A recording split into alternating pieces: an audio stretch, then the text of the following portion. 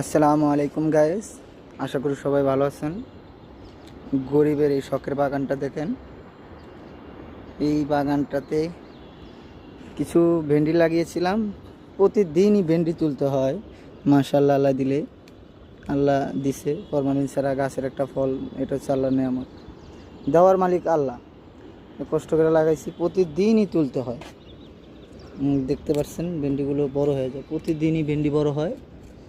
আমি প্রতিদিনই আমার ভেন্ডি গাছ থেকে সংগ্রহ করা লাগে, কারণ এগুলো পরে বেশি পেকে গেলে খাওয়ার উপযুক্ত থাকে না। অনেক ভেন্ডি ধরেছে আমার কাছে। এই ভেন্ডিগুলো দেখতে পাচ্ছেন,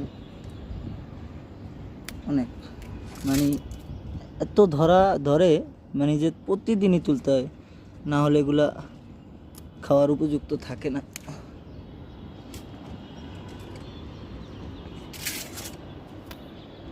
কি পরিমাণ ভেন্ডি আমি প্রতিদিন এই বাগান থেকে তুলি আপনাদেরকে দেখাবো।